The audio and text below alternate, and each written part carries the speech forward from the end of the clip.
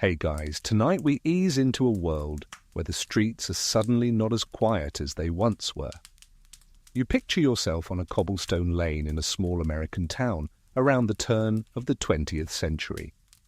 The clop of horse hooves is the soundtrack of daily life, punctuated now and then by the squeak of wagon wheels or the bark of a dog chasing chickens. The air smells faintly of coal smoke and freshly baked bread cooling on windowsills. Then, with a sputter and a hiss, a shiny contraption rattles past, a horseless carriage, its engine coughing like someone with a head cold, its horn blaring in a tone that sounds less like dignity and more like a goose with sinus issues.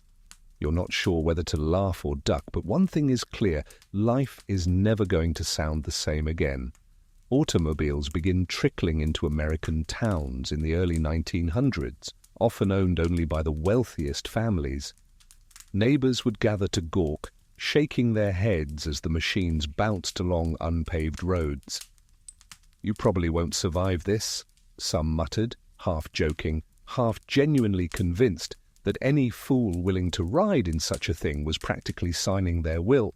So before you get comfortable, take a moment to like the video and subscribe, but only if you genuinely enjoy what I do here. And hey, post in the comments where you're listening from and what time it is right now. I always love seeing the spread. Someone in Kansas, someone in London, someone in Manila, all drifting off together. Now dim the lights, maybe turn on a fan for that soft background hum, and let's ease into tonight's journey together. The automobile is not just a vehicle, it's a symbol. At first, it symbolizes wealth and eccentricity.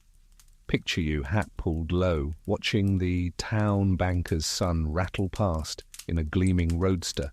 You're trudging home from the general store with a bag of flour, and here comes this machine that looks like a black iron bathtub bolted on top of bicycle wheels.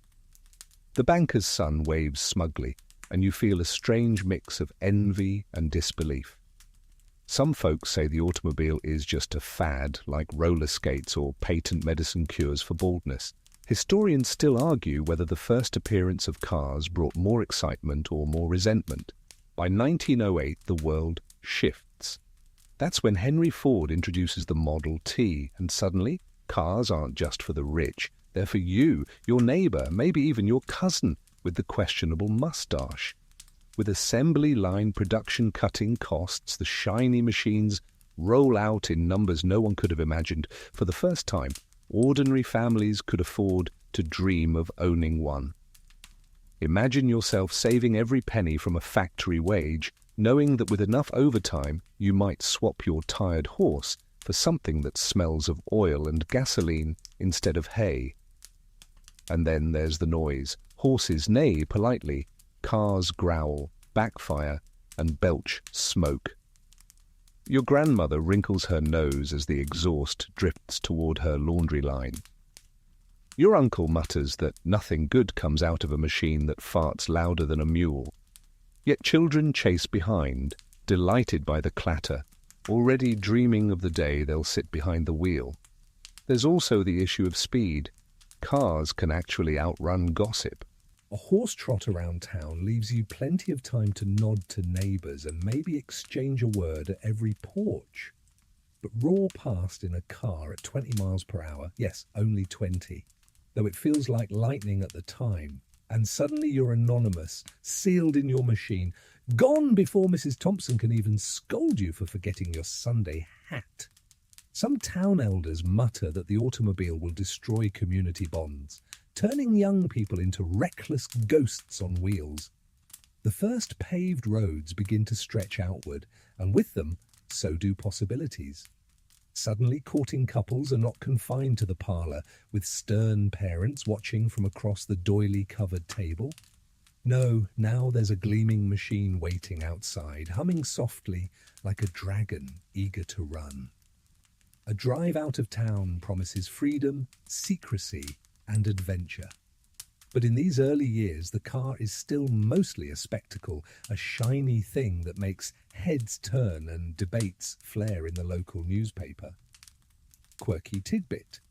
One small-town mayor in 1910 reportedly banned cars on Sundays, declaring them unsuitable companions for the Sabbath. Naturally, young men snuck them out anyway, their engines announcing rebellion louder than a sermon bell. You picture yourself riding shotgun, gripping your hat as the road jolts beneath the wheels, and feeling the scandalous thrill of motion without reins. The shiny machines are not just rolling across dirt lanes, they're rolling into the imagination, unsettling tradition at every turn. Parents frown, ministers warn, mechanics grin as they wipe grease from their hands, knowing their future is secure.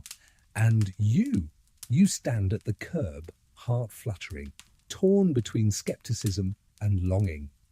Do you cling to the horse you know, steady and loyal, or do you leap into the noisy future, trusting a rattling contraption that might sputter to a stop at any moment?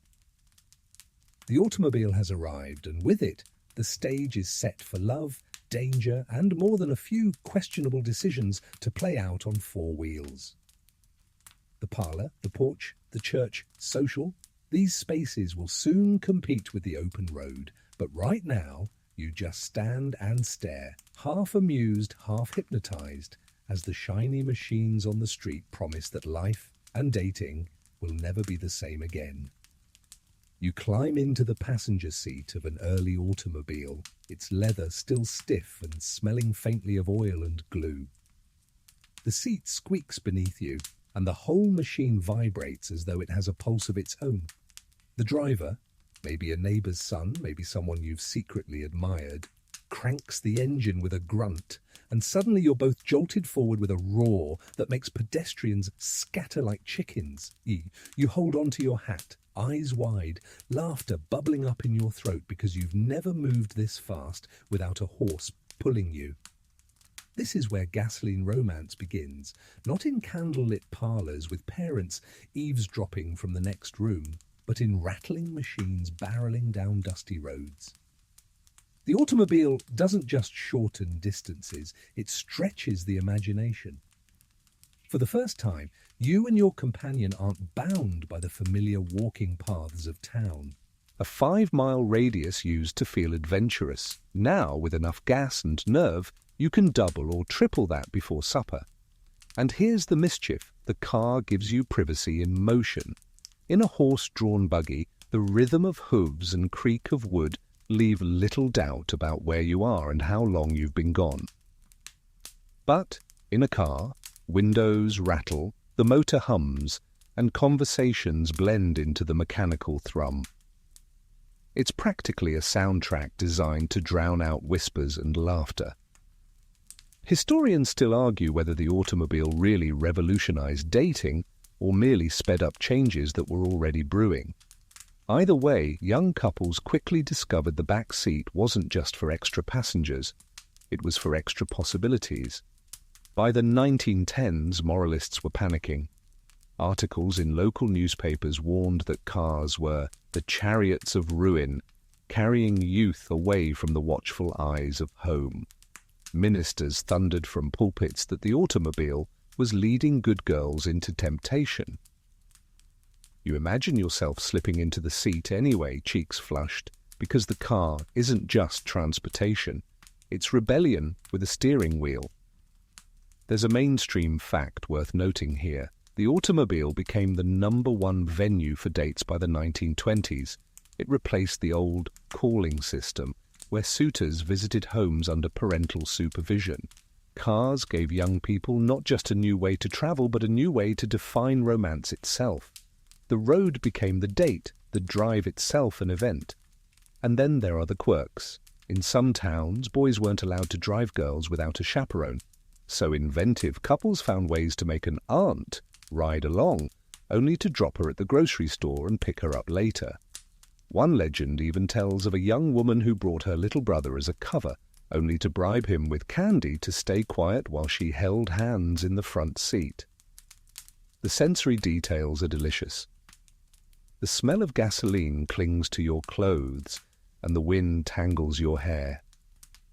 Your driver shouts jokes over the roar of the engine, And sometimes the car breaks down just outside of town, an inconvenience that feels suspiciously like opportunity.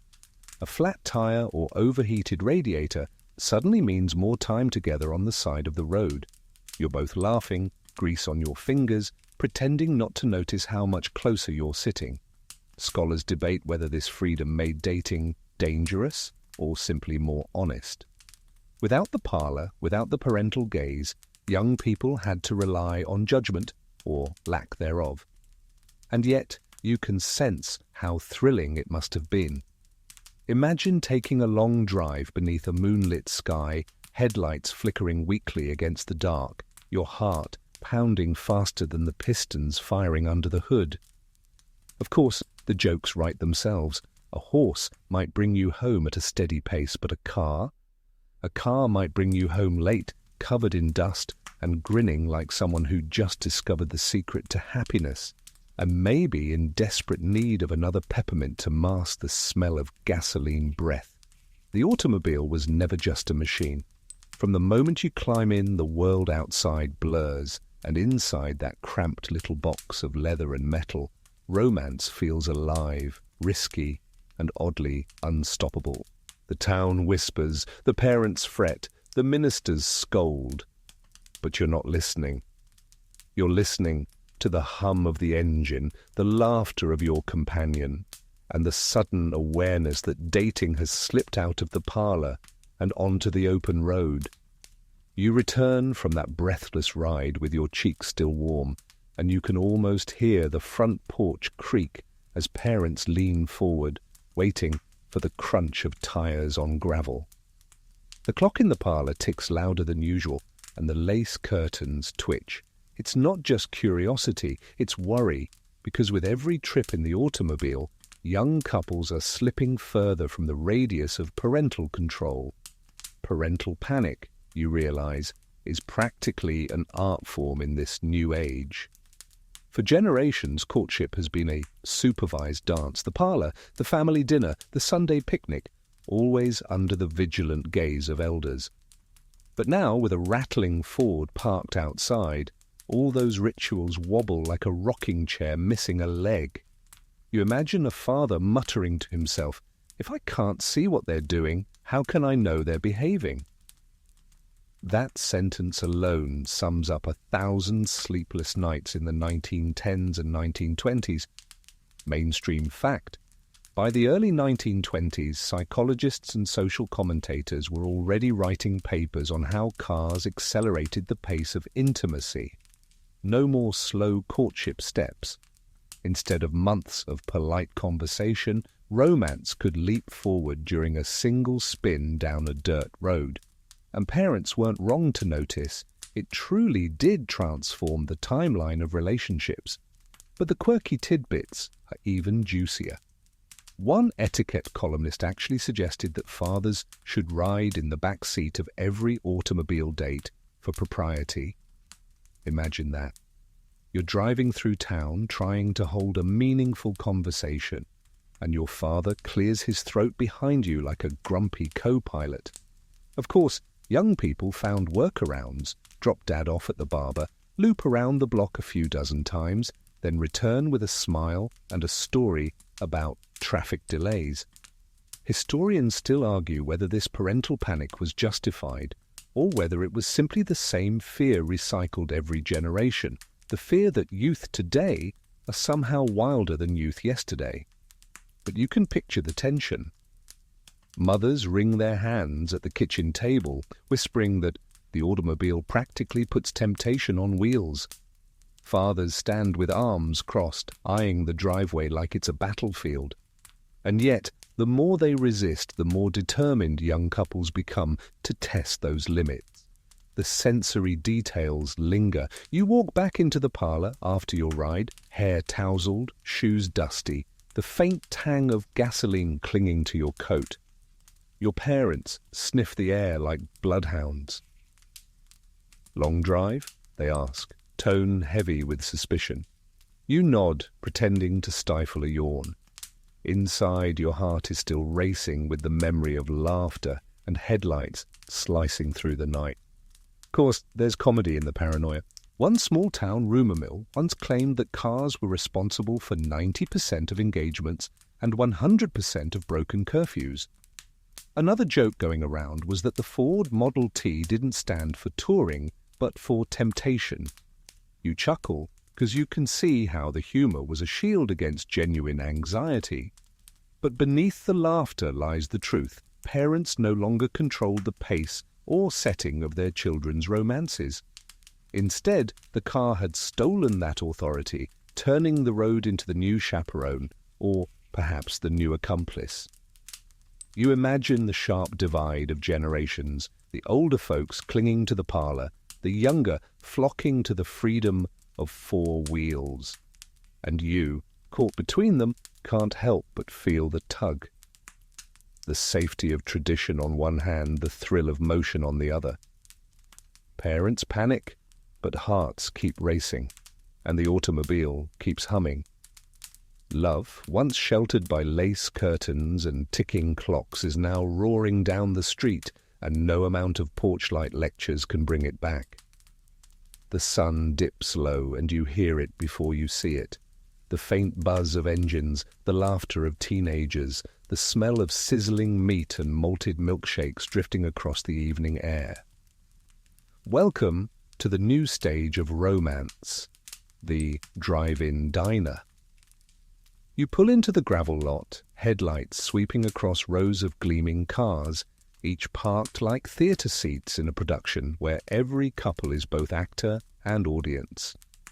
Here, the automobile isn't just transport, it's costume, it's prop, it's the ticket to social life. You lean back in your seat, windows rolled down, and suddenly you're part of the chorus of engines idling, radios humming, and waitresses on roller skates zigzagging between bumpers with trays stacked high. The car becomes a booth, a bubble, a portable parlor without lace curtains or stern parents hovering nearby. Mainstream fact. The drive-in restaurant first rose to popularity in the 1920s, but it exploded in the 1930s and 1940s. By the 1950s, chains like A&W and Sonic built entire empires on the idea that teenagers in cars wanted burgers and milkshakes without leaving their seats. This wasn't just food service, it was a revolution in how young people dated. Quirky tidbit. Some drive-ins had rules that waitresses had to balance trays on the car window, and clever boys would deliberately roll the glass too low, forcing playful negotiations. You grin, imagining a flustered waitress insisting on just a little higher while the couple inside stifled giggles. You notice how the environment transforms. Neon lights buzz overhead, casting everything in soft pastel glow. Chrome gleams like moonlight caught on wheels. Somewhere a jukebox bursts into swing or early rock, and conversations blur into one continuous hum of flirtation and grease-stained joy. If you weren't here, you'd never believe that so much of romance could unfold over onion rings. Of course, not everyone approves. Ministers complain that the drive-in is little better than a carnival, tempting youth with fast food and faster morals. Historians still argue whether these diners liberated young people or just commodified their courtship rituals, turning love into something to be ordered off a menu. And yet, you can't deny the pull. Imagine sliding into a booth wasn't nearly as exciting as sliding behind the wheel, headlights pointed toward the diner glow, a sweetheart by your side, and the entire night ahead of you. Parents may shake their heads, but for you, the experience feels electric, alive, and maybe even a little dangerous. There's humor tucked into every corner. A car backfires and everyone ducks their milkshake like it's a gunfight. A couple leans too far across the front seat, only to set off the horn with an elbow. Cue the laughter of everyone within earshot. Someone inevitably drops a French fry between the seat cushions, lost forever, joining the eternal graveyard of lint and loose change. And when you pull out of the lot, gravel crunching beneath your tires, you realize you're part of something bigger than just a meal. You're part of a cultural shift where romance is no longer bound to parlors, porches, or even Sunday socials. Now it unfolds in neon-lit parking lots fueled by milkshakes and headlights, every car a miniature stage for the oldest story in the world. Two people daring to get closer. Sunday afternoons used to mean polished shoes, stiff collars, and quiet parlor visits. You picture yourself perched on the edge of a floral sofa, balancing a teacup while parents lurk in armchairs nearby. Conversation never strays too far from the weather or last week's sermon, and any hint of romance is carefully chaperoned by polite silence. But now, with the arrival of the automobile, Sundays begin to change. Instead of knocking on the front door, you honk the horn in the driveway, and suddenly the ritual is no longer parlor-bound. It's a spin in the countryside. The Sunday drive becomes a tradition of its own, a ritual that blends courtship with curiosity. You climb into the car, the motor purring with restrained excitement, and off you go, dust rising behind you, the town shrinking in the rearview mirror. Parents might frown, but it's hard to argue with an outing that looks, at least on the surface, wholesome. What could be more respectable than fresh air, sunshine, and a ride past blooming fields? Mainstream fact. By the 1910s and 1920s, going for a spin on Sunday afternoons was a common practice for middle-class families, and quickly, young couples co-opted the habit as a way to turn courtship into motion. Instead of courting under the eyes of the family, the road itself became the drawing room. Quirky tidbit. Some etiquette manuals actually suggested appropriate conversation topics for Sunday drives, scenery, farming, and the beauty of nature. The idea was to keep things wholesome. You can almost laugh at the image of two nervous sweethearts discussing corn yields while secretly hoping the conversation will drift elsewhere. But parents still worried. What begins as a respectable loop around town might stretch further into country lanes, shaded groves, or riverside pull-offs. Historians still argue whether the Sunday drive was a harmless social ritual or a subtle loophole that let romance slip the leash of supervision. After all, if everyone else was out for a drive, who could keep track of which car went where or for how long? The sensory experience lingers in your imagination. You feel the breeze pressing against your face, the scent of cut grass and dust in your nose, the sound of birdsong mixing with the rhythmic hum of tires on gravel. You hear laughter spilling easily in the open air, the kind of laughter that never quite found room in the stiff silence of a parlor visit. You also hear the squeak of the car seat, reminding you that this world is still stitched together with machinery and motion. And then there are the little comic mishaps. Someone's hat inevitably flies off into a ditch. A tire bursts and the driver, sweating under the collar, insists he knows exactly how to fix it, while the sweetheart offers moral support by holding a wrench upside down. Or maybe the couple gets lost, maps fluttering in the breeze, only to discover they've stumbled upon a perfect picnic spot. In that way, every inconvenience becomes another excuse to linger together. The Sunday spin gradually becomes accepted, even expected. Families might still grumble, but the ritual is too charming, too social to ban outright. And so you find yourself not in a stiff parlor, but on an open road, the countryside unfolding around you, the world expanding mile by mile. It's in this freedom, disguised as respectability, that courtship takes a new form. You still end the day back at the porch, but now the stories you bring carry the rhythm of tires, the scent of gasoline, and the thrill of movement. Love, once bound by walls and curtains, is now carried forward by wheels, and every Sunday drive hints at a future where the open road belongs not just to travelers, but to sweethearts daring to make their own way. You settle into the rear seat of a car one evening, the springs groaning under your weight, the upholstery a little sticky with summer heat. It doesn't take long for you to realize why this particular piece of real estate, the back seat, has sparked more whispered gossip and moral panic than perhaps any other invention of the 20th century. The front seat is all business, hands on the wheel, eyes on the road, one nervous foot working the pedals, but the back seat, that's where privacy blossoms. The car becomes its own little chamber on wheels, the world shut out by closed windows and humming engines. You feel the cocoon-like stillness the moment the motor idles in a quiet lane. Suddenly, the boundaries that once existed in parlors and pews melt into leather cushions and shadowy corners. Mainstream fact. By the 1920s and 1930s, social critics frequently linked the rise of automobile ownership to a rise in immoral behavior. Newspapers thundered that the back seat was undermining the sanctity of the home, and one minister famously declared the automobile the devil's rolling parlor. Imagine the scowl on his face as he wagged a finger at a congregation, half smiling, because they knew exactly what he was talking about. And here comes the quirky tidbit. In some towns, police officers literally patrolled lovers' lanes, tapping on fogged-up windows with flashlights.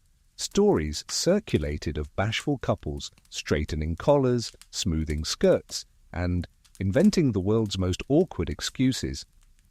We were just studying road maps. You chuckle because it's the oldest excuse in the book, and even back then it fooled exactly no one. Historians still argue whether the automobile truly transformed youth morality or merely made visible what had always existed in secret.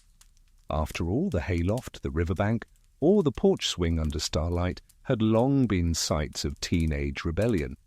The back seat just happened to be padded, portable, and conveniently weatherproof. The sensory imagery is vivid. You feel the upholstery sticking to the back of your knees, the faint smell of gasoline mixing with perfume or aftershave, the rhythmic ticking of the cooling engine filling the silence between whispers. Out the window, crickets chirp, and the occasional headlight sweeps across the lane like a spotlight on two startled actors. You're half guilty, half thrilled, and entirely aware that this machine is offering freedoms your parents never imagined. Comic relief is everywhere. Someone inevitably honks the horn by accident, echoing through the still night like a trumpet announcing mischief. Or worse, the car won't start afterward, and the walk home becomes a parade of shame, mud on your shoes and excuses on your tongue. You can imagine fathers waiting up, tapping their watches, while mothers raise eyebrows that say more than words ever could. But no matter the scolding, the automobile keeps rolling, and the back seat keeps drawing young people into its orbit. What once seemed scandalous slowly becomes simply part of the culture. Parents sigh, churches warn, police patrols shine their lights, and yet the rhythm of tires and hearts continues. You lean back, realizing the irony. The same seat designed to carry extra passengers became instead the symbol of freedom from all passengers, the parents, the neighbors, the chaperones. Here, in this cramped rectangle of leather and springs, dating takes a dangerous, delicious leap into independence, and whether or not anyone approves, you know the road ahead is paved with more than just gravel. It's paved with the secrets whispered in the back seat of every rattling Ford. You can almost hear the buzz of a jazz record scratching in the background, the brassy notes spilling into a world that feels suddenly electric. The 1920s are in full swing, and with them come flappers in beaded dresses, short bobs gleaming under the streetlights, and young men in raccoon coats grinning as they crank their Fords to life. You climb in, and the night smells like cigarette smoke, perfume, and the sharp tang of gasoline. This is the era when youth grab hold of the wheel and decide that dating is no longer a slow waltz, but a wild Charleston in motion. The Ford Model T, cheap, reliable, and everywhere, becomes the star of this rebellion. Mainstream fact, by the mid-1920s, half of all cars in the world were Model Ts, They cost less than a horse in many towns, and suddenly teenagers weren't just passengers in their parents' buggies, they were drivers of their own freedom. And with that freedom came possibilities that no generation had dared before. You picture it vividly. A boy pulls up to the curb, horn bleating like a goose in distress. A flapper girl leaps in, beads jingling, stockings already scandalous enough to give her mother palpitations. They don't stroll to the soda fountain anymore. They drive across town, maybe even to the next town over. For the first time, dating isn't tethered to geography. Love can cross boundaries, and that terrifies the elders. Quirky tidbit. Some couples even named their cars, painting little nicknames on the side like Lover's Lane Express or Betty Lou. Imagine the scandal when Betty Lou's parents discovered their daughter had been joyriding in a car that literally advertised its intentions. Historians still argue whether flappers truly represented a radical break in morality or if they were just louder about freedoms that had been growing for decades. Either way, you can sense the shockwaves. Ministers denounce the dancing in tin cans. Policemen warn that boys are using cars to transport virtue downhill. Parents sit up at night, windows open, listening for the distant cough of engines and praying they won't hear their daughter's laugh carried on the night air. You feel the rush of being behind the wheel. The wind whips your hair, headlights scatter across unpaved roads, and your date leans closer to hear you shout over the engine. Laughter bursts out, reckless and free, and you realize that the automobile isn't just a machine, it's a stage for defiance.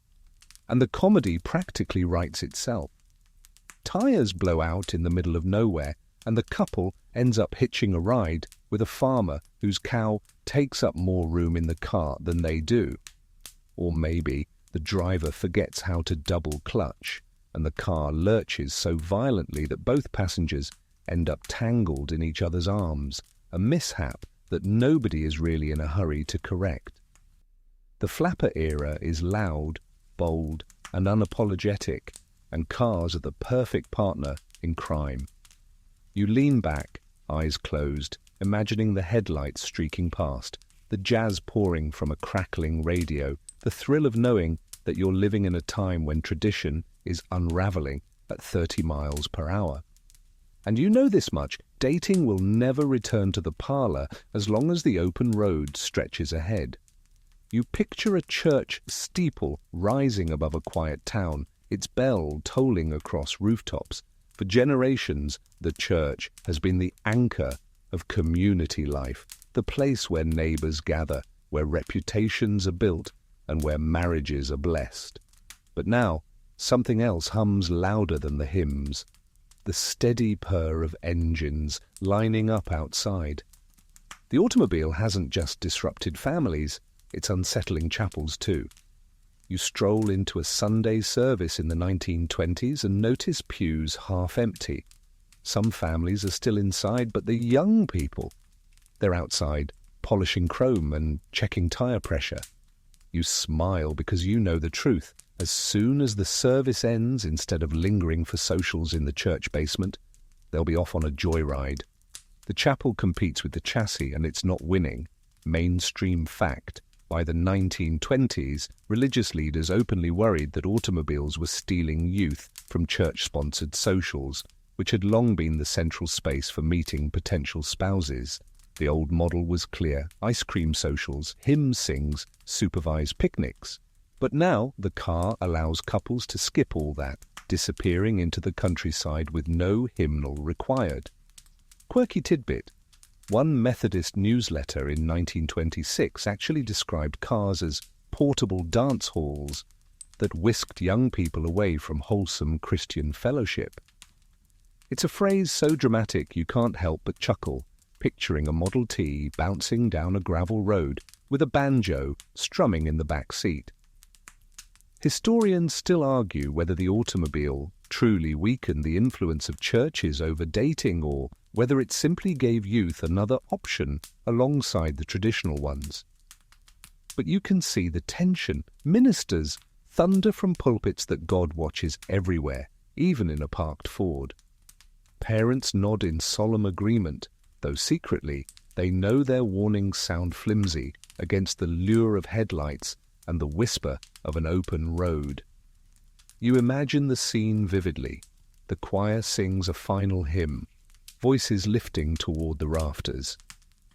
Outside, engines rev impatiently and young couples exchange glances across pews, already plotting how quickly they can slip out. The benediction ends, and within minutes, the gravel lot is empty, the road filled with dust trails. Romance has relocated, leaving the fellowship hall behind with its lukewarm punch and dry cookies. There's humor in the desperation. Some churches try offering automobile blessings, lining up cars to be sprinkled with holy water, hoping to sanctify the rebellion on wheels. Others organize motor socials, where caravans of cars follow one another to approved picnic spots, chaperones included. You can almost hear the groans of young people rolling their eyes, so close to freedom, and yet still tethered to the old system. But the truth is unavoidable. The automobile gives couples choices that the church cannot control. You lean back, picturing headlights stretching into the countryside, conversations whispered over the engine hum, and the sense that the divine might feel closer in a starlit field than in a pew. Whether dangerous or liberating, the road becomes the new sanctuary and the automobile becomes the confessional where secrets are whispered beyond the chapel walls. You stand at the edge of a town divided, literally, by railroad tracks. On one side, manicured lawns and brick houses. On the other, weathered shacks and smoke-stained porches. For decades, those tracks have been more than steel. They've been boundaries of class, wealth, and respectability. Courtship followed the rules. You married within your side, or you invited scandal. But now the growl of an engine challenges those lines. The automobile doesn't care about tracks. It rolls over them smooth as anything, connecting neighborhoods that once felt like different worlds. You imagine yourself seated in a rattling Ford, heart pounding as you cross to the other side of town. The air smells different here, maybe coal dust, maybe fried food, wafting from a corner stand. But for the first time, you feel free to meet someone you might never have spoken to if your paths were limited to Sunday socials or schoolyard games. Mainstream fact: historians note that the automobile expanded the dating pool by collapsing geographic and class boundaries. A young man who once would have been mocked for walking across town now pulled up with confidence, dust trailing behind his car like a flag of independence. A girl from a wealthy family might find herself laughing in the seat of a boy's used roadster, miles away from her mother's disapproving glare. Quirky tidbit: one 1920s joke warned fathers to never trust a boy with a car and empty pockets. Why? Because a cheap jalopy could carry him right to the front porch of a wealthy heiress. You grin because the joke says it all. The car had the power to shuffle the social deck like nothing before it.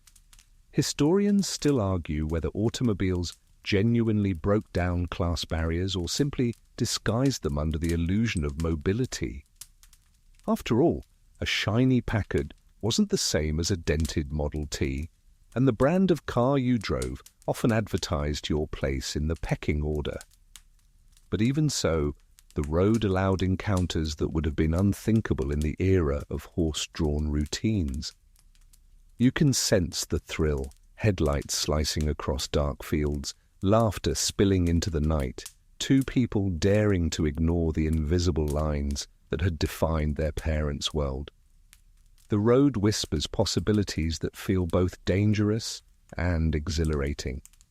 A kiss exchanged on a moonlit lane matters more than what side of the tracks you were born on. And of course, comedy sneaks in. Imagine the mortified father who hears his daughter was seen in town squeezed into a rickety Ford with 3 boys from the wrong side, or the flustered mother who realizes her son's date isn't from church, but from across the tracks. And worse, she actually had fun. You laugh softly because you know parents everywhere have rehearsed those gasps since time immemorial. But there's no denying it. With each mile, the car erases boundaries. Every crank of the wheel redraws the map of who can love whom. The automobile may not end class divisions, but it certainly lets love test them, one drive at a time. You hear the headline before you even read it: automobiles corrupting the youth. The typeface is bold, the language breathless, and the undertone is unmistakable: panic. As the 1920s and 1930s roll on, newspapers seize on the idea that the road has become not just a pathway but a trap, a stage for scandal and shame. You imagine yourself unfolding the morning paper, fingers smudged with ink, as you read accounts of couples vanishing into the countryside for hours, of police raids on lovers' lanes, of fiery sermons denouncing headlights as beacons of sin. The automobile isn't just transportation, it's a scandal machine on wheels. Mainstream fact: by the late 1920s, social critics frequently linked automobiles to rising juvenile delinquency.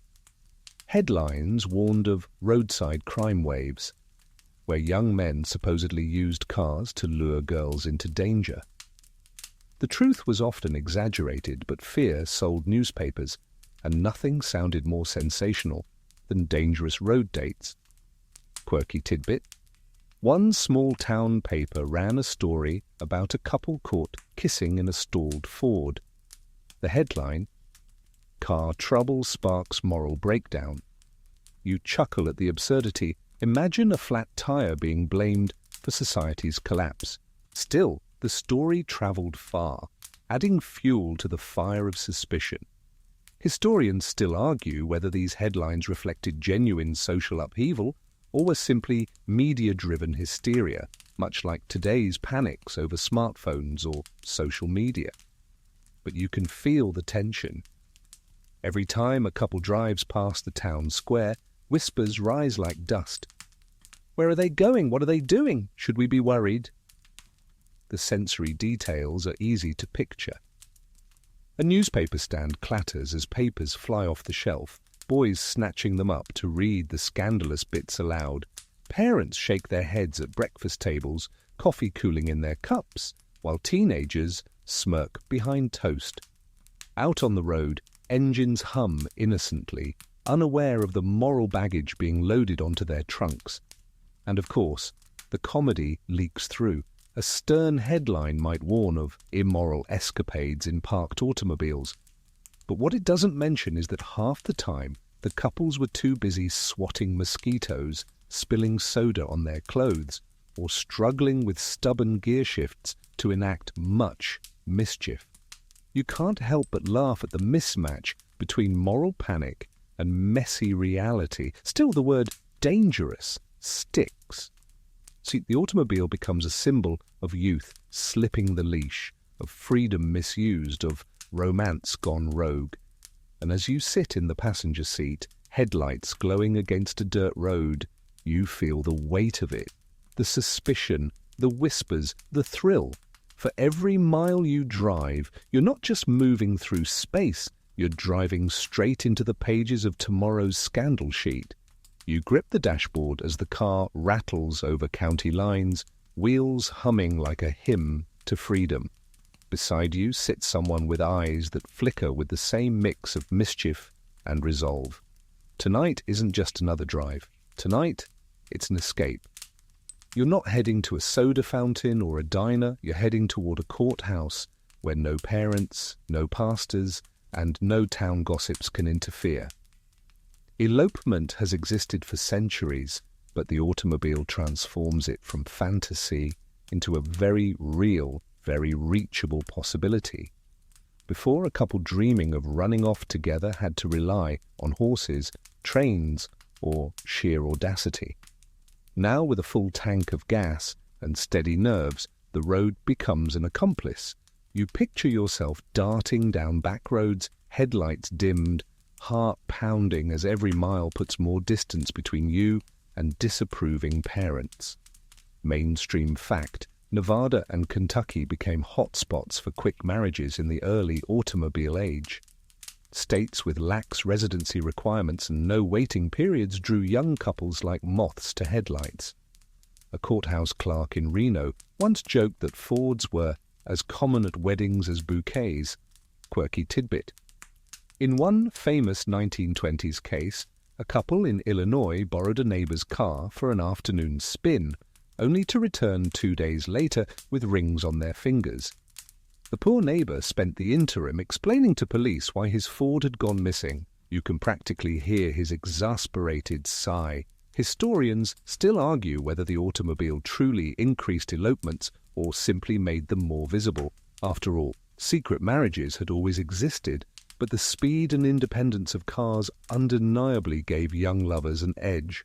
You no longer needed a conspiratorial friend with a carriage. You needed gasoline and nerve. You feel the sensory rush of it all, the cool night air whipping through open windows, the smell of roadside wildflowers and exhaust mingling, the nervous laughter that breaks out when you hit a pothole but keep going. Every mile feels stolen, every turn an act of defiance.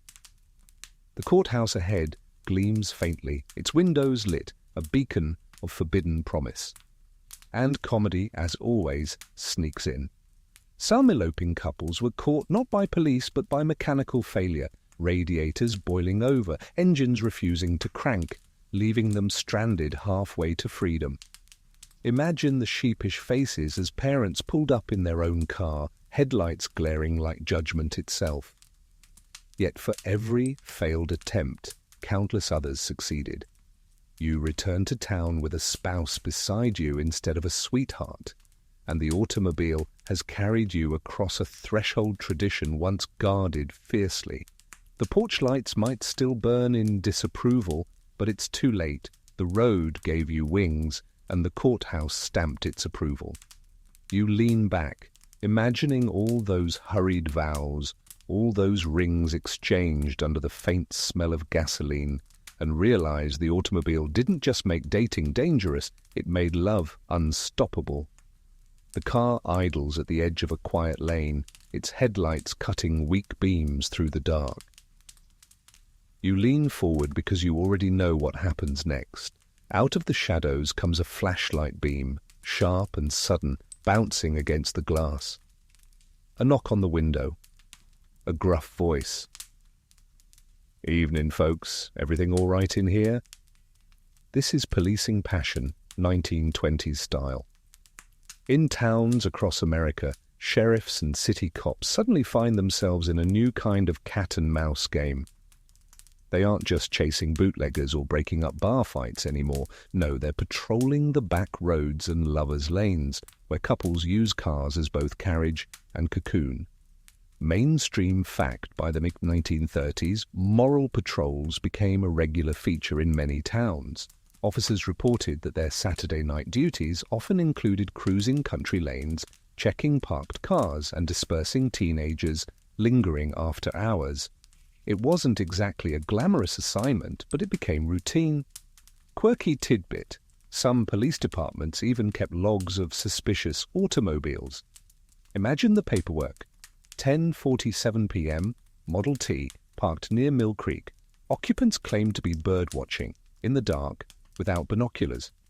You smirk, because the excuses were as flimsy as the radiator belts holding those cars together. Historians still argue whether this policing was truly about protecting young people or about controlling them. Was it genuine concern for safety, or was it moral theatre designed to appease anxious parents? Whatever the motive, you can sense how awkward these encounters must have been. Officers would shine lights into cars, find a couple red-faced and flustered, and then cough politely before suggesting it was time to head home. You feel the sensory awkwardness yourself, the squeak of leather seats as you shift guiltily, the glare of the flashlight in your eyes, the heavy silence broken only by crickets outside. Your heart races, not from romance this time, but from the humiliation of being caught. You promise yourself never to risk it again, though you know by next weekend the lure of the car will pull you back. And then there's the comedy. Picture a sheriff so bored by his rounds that he knocks on a window just to say hello, startling a couple into spilling root beer all over their clothes. Or imagine an officer tapping on the glass, only to find a pair of genuinely innocent kids playing checkers in the back seat. The poor man has to retreat, muttering apologies while the teens laugh themselves silly. Yet despite all this surveillance, the automobile continues to be the rendezvous spot of choice. Police may patrol, parents may warn, newspapers may scold, but couples keep slipping into cars, drawn by the mixture of freedom, danger, and adventure. You lean back, realizing that the more authority tried to control the romance on wheels, the more determined youth became to keep driving. The automobile isn't just tested on roads, it's tested in back lanes, under the glare of flashlights, in the awkward stammer of teenagers trying to explain themselves to uniformed men with notebooks. And in every case, the same truth hums beneath it all. Love has found an engine, and it's too late to stall it. The night hums with energy. You can almost hear the syncopated rhythm of jazz spilling out of dance halls, the squeal of laughter, the clatter of shoes on pavement. This is the roaring 20s, and rebellion is not whispered anymore. It's shouted over horns and drums, broadcast in bobbed haircuts and bright lipstick. And behind the wheel of a car, rebellion takes on a new, almost cinematic glow. You lean into the passenger seat of a Ford Roadster, its roof folded back. The driver wears a raccoon coat, ridiculous in its bulk, but fashionable enough to draw stares. Beside him, a flapper perches with the ease of someone who refuses to be told how to sit. Cigarette in hand, she tosses her head and laughs into the night air. The car roars forward, and you can feel the daring of it. Two young people flaunting convention in every mile. Mainstream fact, the 1920s saw an explosion in youth culture, fueled by prohibition, jazz, and the democratization of the automobile. For the first time, millions of young people weren't just inheriting tradition, they were creating their own culture, one that often horrified their parents. Cars became the vehicle, literally, for that defiance. Quirky tidbit, raccoon coats were so popular with college boys that actual raccoon populations suffered, their hides sewn into massive, shaggy coats that made young men look like moving carpets. Pair that with a flapper's cloche hat and short skirt, and you had a couple that looked nothing like the stiffly dressed sweethearts of their parents' youth. You grin because it's the perfect picture of generational chaos. Historians still argue whether this era's rebellion was truly radical or simply loud. Were flappers genuinely smashing social barriers, or were they mostly just enjoying the novelty of shocking their elders? Either way, the car gave them a stage, turning every drive into a moving declaration of independence. You soak in the sensory experience, headlights bouncing across cobblestone streets, jazz leaking from open windows, the sharp smell of bootleg gin hidden under the seat. The city blurs into neon streaks and laughter competes with the rattle of loose engine parts. You lean back, feeling both the danger and the thrill. It's not just a ride, it's a performance. And of course, there's comedy too. Imagine a flapper trying to light a cigarette in a wind-blown convertible, her hat nearly sailing off while the boy swerves to avoid a horse cart. Or picture the driver trying to impress his date with speed, only for the jalopy to sputter and die in the middle of an intersection, honked at by everyone behind. Rebellion is never as smooth as it looks in movies. Still, the symbolism holds. Behind the wheel, young people feel invincible, daring, alive. The world is changing, women are voting, jazz is blaring, and Ford Roadsters are rattling across every road. In that cacophony of change, the automobile becomes more than metal and rubber. It becomes the soundtrack of rebellion, the vessel of youth defiance, the dangerous, delightful chariot of the roaring 20s. The headlights fade behind you as you steer the car off the main road, gravel crunching softer, then giving way to dirt. The hum of the town disappears, replaced by the hush of crickets, the rustle of trees, and the occasional hoot of an owl. This is the secret world of dusty roads and hidden lanes, where young couples slip away from prying eyes to carve out a pocket of privacy in the countryside. You lean back in your seat, windows cracked just enough to let in the scent of wildflowers and damp earth. The air feels cooler out here, untouched by city smoke. It's in this quiet, away from church steeples and gossiping porches, that romance takes on a dangerous shimmer. No chaperones, no curfews, no neighbours craning necks from lace curtains. Just you, your companion, and the rhythm of your own laughter. Mainstream fact: by the late 1920s and early 1930s, so-called lovers' lanes sprang up outside almost every American town. They weren't official, of course, just stretches of country road or secluded clearings where cars lined up under the cover of night. Everyone knew where they were, and parents warned against them, but couples still found their way. Quirky tidbit: some of these lanes were so well known that local kids treated them like folklore. "Watch out for the ghostly hitchhiker," they'd whisper, or "Don't park by Miller's Creek, the sheriff checks there first." The mix of superstition and scandal only added to the thrill. You can almost laugh at the idea of teenagers spooking each other on purpose just to have an excuse to hold hands tighter. Historians still argue whether the lover's lane was a product of genuine passion or just youthful boredom amplified by wheels. Maybe it was both. Maybe the automobile didn't invent desire but simply gave it a hiding place. Either way, these dusty roads became chapters in countless personal histories, stories retold with blushing laughter decades later. You can feel the sensory intimacy of it all. The tick of the cooling engine fills the silence between words. The upholstery squeaks when you shift closer. Fireflies blink outside the window like tiny lanterns, and the moon casts silver stripes across the hood. The world shrinks to the inside of the car, yet somehow feels bigger than anything you've ever known. And of course, comedy finds its way in. Imagine fumbling with a picnic basket in the dark, only to discover ants have beaten you to the sandwiches. Or worse, picture the embarrassment of stalling the car just when you're trying to make a smooth getaway, headlights refusing to spark as the entire world seems to laugh at your expense.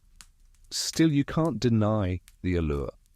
The dusty roads and secret meetings may look scandalous from the outside, but from within they feel like freedom, like discovery, like the very heartbeat of youth. Every couple who sneaks away knows the risk, that a flashlight beam or a parental scolding might come later. But for now, in the hush of the countryside, with the scent of gasoline fading into the night air, the world feels entirely your own. You rumble back onto the main road, gravel crunching under your tires, but this time you don't stop at the church picnic or the town diner. Instead, your headlights catch the glow of something new. A small cluster of cabins at the edge of the highway, each one with a crooked sign out front. Tourist court, rooms by the night. You ease closer, curiosity tingling, because these roadside lodgings are unlike anything your parents ever imagined. This is the rise of the motel, born from the automobile's endless appetite for travel. Families on vacation pull into these cabins to rest, but young couples quickly discover another use. Why sneak kisses in the parlor when you can disappear to a roadside room where no one knows your name? You picture yourself slipping out of town, steering toward that glowing vacancy sign, and suddenly the road itself feels complicit in romance. Mainstream fact: the first true motel opened in California in 1925, catering to automobile tourists who wanted easy, affordable overnight stops. Within a decade, thousands had sprung up across the country, offering not just beds but privacy, sometimes too much privacy, in the eyes of moral watchdogs. Quirky tidbit: one 1930s newspaper dubbed motels the devil's halfway houses, warning that their neon lights lured young people into temptation. Ironically, some motels fought the stereotype by advertising family-friendly services like hot chocolate in the lobby or Bible verses on the nightstand. You can't help but grin at the image of a Bible lying beside a flickering neon vacancy sign. Historians still argue whether motels truly encouraged risky behavior or simply gave it a more respectable front. After all, elopements, secret meetings, and youthful indiscretions existed long before cars and motels. But you can sense how the automobile gave these behaviors fresh fuel. The car carried you there. The motel gave you a door to close behind you. The sensory picture unfolds, neon signs buzzing in the night, moths fluttering against their glow, gravel lots crunching under rubber tires. Inside, the scent of cheap soap and cedar paneling clings to the air. A rattling fan hums overhead, mixing with the muffled laughter of guests in the next room.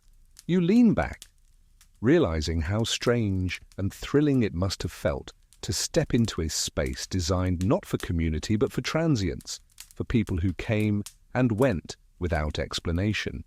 And of course, comedy runs rampant. Picture a young couple sneaking into a tourist cabin, only to find the mattress springs squeak so loudly that every move feels like a public announcement. Or imagine someone trying to impress their date with luxury, only for the room's single light bulb to flicker out at the worst possible moment. Still, the motel changes everything. No longer are romances confined to parlor visits, Sunday drives, or secret lanes. Now there are entire buildings catering, whether intentionally or not, to the needs of the automobile generation. You ease back into your seat, engine idling, and realize that with each new roadside cabin, the boundaries of dating stretch further. Love has left the front porch behind. Now it has a room with a door, a key, and a neon sign whispering vacancy. You roll down the window and let the night air sweep in. Somewhere up ahead, the faint warble of a radio drifts across the fields, scratchy but determined, carrying the latest tunes about speed, love, and temptation. You turn the dial in your own car, and suddenly the speakers crackle to life. The song isn't about roses or moonlit porches anymore. It's about chrome, engines, and the thrill of the open road. This is the age when automobiles don't just shape how people date, they shape how people sing about dating. Music, once dominated by ballads of slow dances and starlit serenades, begins weaving in metaphors of horsepower and headlights. Love becomes something you can steer, shift, and race. Mainstream fact: by the 1930s and 1940s, American popular music often used cars as metaphors for romance and seduction. Blues songs in particular were filled with double meanings: riding, driving, changing gears. By the 1950s, rock and roll would take it further, turning cars into the central symbol of teenage rebellion and desire. Quirky tidbit: one cheeky jazz tune from the late 1920s joked about parking by the moonlight and revving up hearts like an engine. Critics scolded it as scandalous, but young audiences roared with laughter. You grin because you know exactly why. They weren't just listening, they were living it every weekend. Historians still argue whether these songs reflected reality or fueled it. Did couples behave daringly because the song said so, or did musicians simply put into lyrics what everyone already knew was happening on back roads and in back seats? It's the classic chicken and egg debate, only set to a saxophone riff. You feel the sensory texture, the low hiss of static between stations, the way your date leans closer to catch the lyrics, the tap of fingers on the dashboard in rhythm with the beat. Out the window, fireflies blink like tiny strobe lights, and for a moment it feels as though the whole night is swaying to the same melody. Comedy, as usual, sneaks in. Radios in early cars were notorious for cutting out at the worst moments. Imagine leaning in close, waiting for the perfect romantic lyric, only for the signal to fade into farm reports about hog prices. Or worse, a minister's sermon interrupts mid-chorus, scolding you through the very device meant to soundtrack your rebellion. Still, you can't deny the magic. The songs make you bold, make you laugh, make you believe that every turn of the wheel could be the first line of your own ballad. The car isn't just metal and fuel, it's rhythm and rhyme, a stage on which desire and danger harmonize. And as you lean back, headlights carving a path through the dark, you realize that every hum of the engine and every crackle of the radio is more than noise. It's a love song, part mechanical, part musical, and entirely unforgettable. You ease into a movie theatre seat, popcorn in your lap, and the screen flickers to life. But this isn't just any film, it's Hollywood's new obsession, love affairs played out in shiny convertibles and dashing roadsters. You watch actors lean across gleaming dashboards, scarves fluttering in the wind, kisses framed perfectly against speeding highways. The automobile, once condemned as scandalous, now becomes glamorous, stamped into the collective imagination by the silver screen. Mainstream fact, by the 1930s and 1940s, cars were central props in American cinema. Films like It Happened One Night, 1934, used road trips as the backdrop for romance, turning broken-down engines and shared rides into metaphors for intimacy. Hollywood sold not just stories, but the fantasy that love was best lived at 40 miles an hour, with the top down. Quirky tidbit, some studios actually partnered with car manufacturers, ensuring their latest models appeared on screen as the vehicles of passion. Imagine the sly product placement, Cary Grant's suave glance reflected in the chrome of a brand new Packard. You can almost laugh, realizing that even in love, advertising found a way to squeeze into the back seat. Historians still argue whether Hollywood merely mirrored social trends or actively fueled them. Did couples flock to cars because movies told them it was glamorous? Or did the films simply exaggerate a freedom already seized by youth culture? Either way, the image of the road romance burned itself into public imagination, making the car as essential to love stories as roses or violins. You feel the sensory dazzle of it. The theatre is dark, the screen glowing bright, and the audience around you sighs at every close-up. You hear the hiss of soda straws, the crunch of popcorn, and the gasp when a kiss finally lands during a roadside breakdown scene. Then, stepping outside afterward, you glance at your own car in the lot and can't help but see it differently, less like a machine, more like a co-star waiting for its scene. And of course, there's humour. Real-life cars rarely cooperate with cinematic timing. Picture a couple trying to recreate their favourite movie scene, only for the engine to cough, stall, and belch smoke at the critical moment. Or imagine a scarf fluttering romantically into the wind, only to land squarely in a muddy ditch. Still, Hollywood's spell is powerful. You lean back in your seat, headlights reflecting off nearby storefront windows, and suddenly every drive feels cinematic, every kiss worthy of a soundtrack. The automobile isn't just transport anymore, it's drama, glamour, and rebellion wrapped in chrome. And as long as the reels spin in theatres, the road itself feels like a movie waiting to be filmed. You turn the ignition and nothing happens, just a cough, a groan, and silence. The Great Depression has rolled in like a dust storm, and suddenly the freedom of the open road feels a lot less accessible. Cars are still there, parked in driveways and barns, but gas costs money, repairs cost money, and money is something few families can spare. Dating, once a joyride, slows down to a crawl. Mainstream fact: car sales plummeted during the early 1930s, and many families who owned vehicles couldn't afford to drive them regularly. The automobile industry struggled, with some companies shuttering while others barely survived. For young couples, this meant fewer casual drives and more stationary meetings, often repurposing the car as a social space even when it wasn't moving.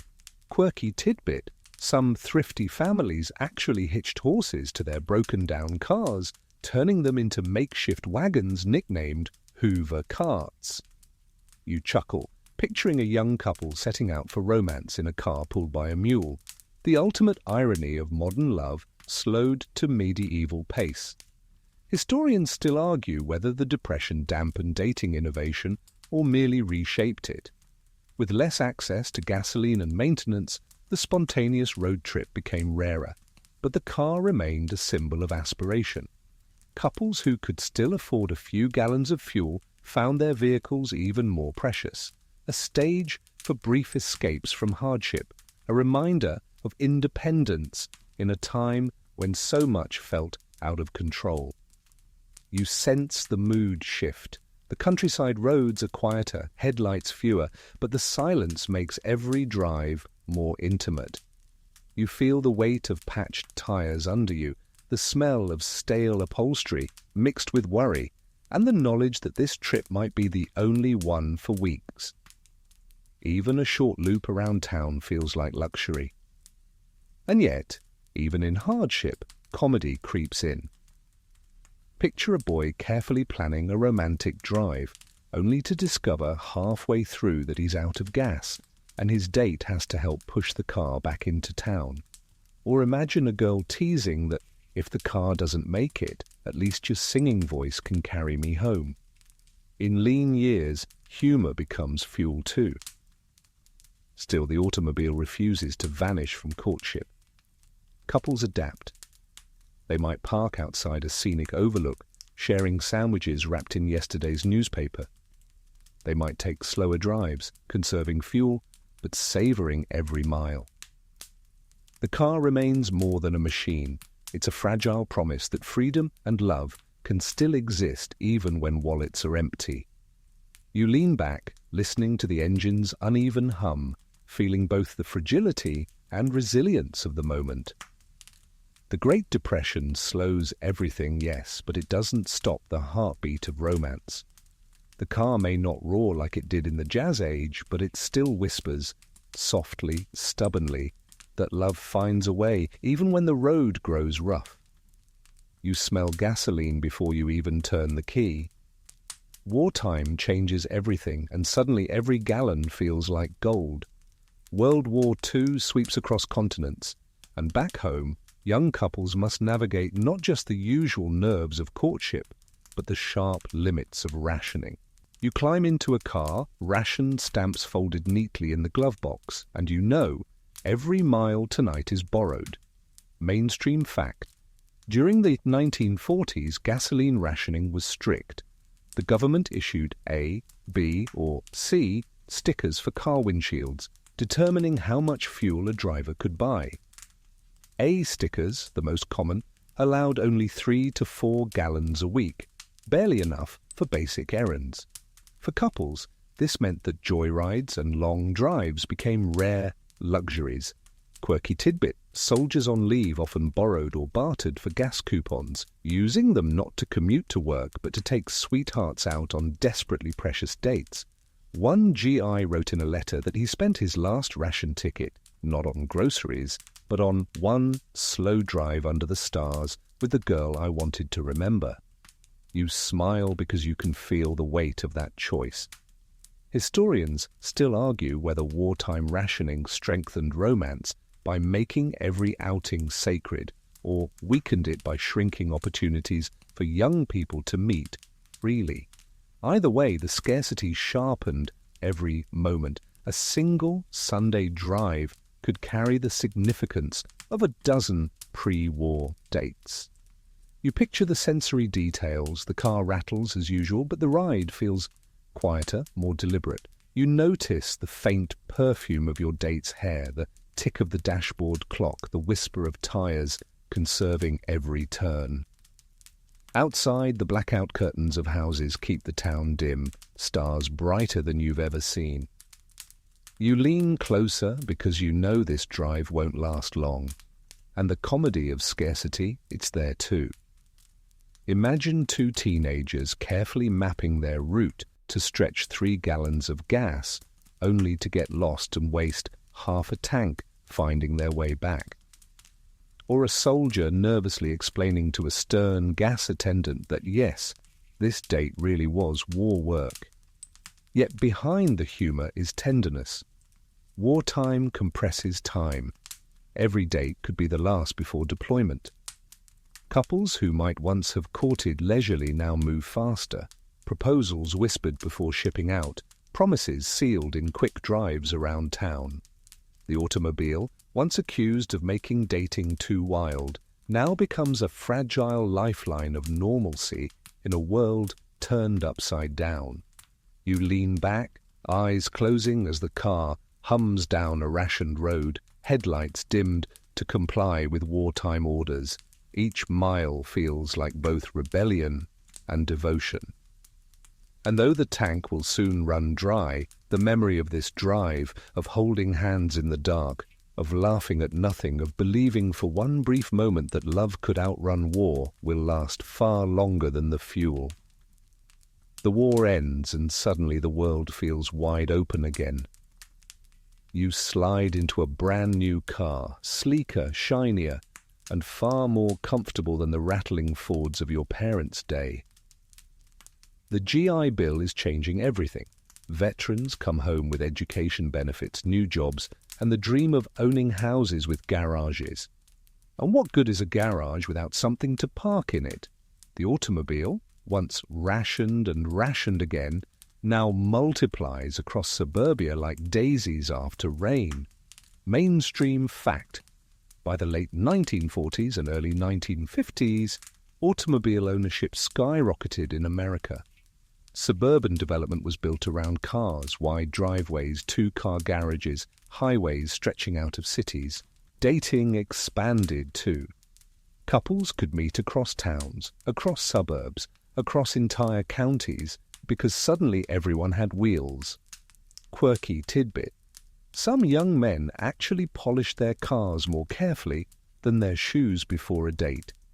It became a running joke that a boy might forget flowers but never forget to wax the hood.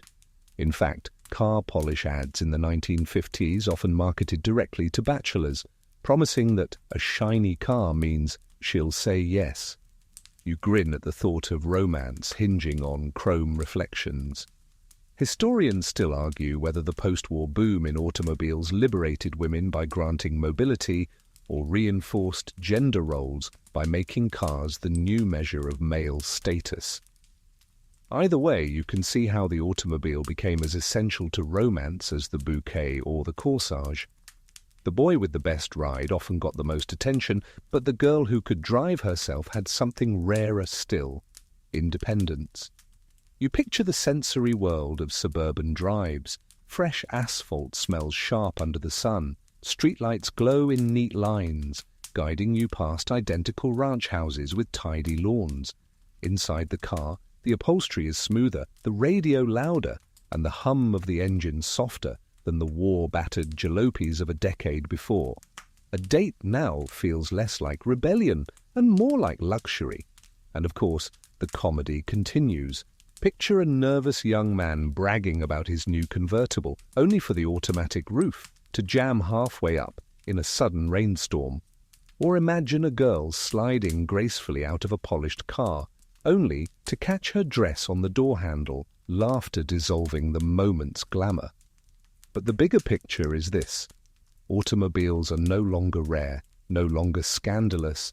They are the heartbeat of suburban life. Driveways become the new stage for courtship.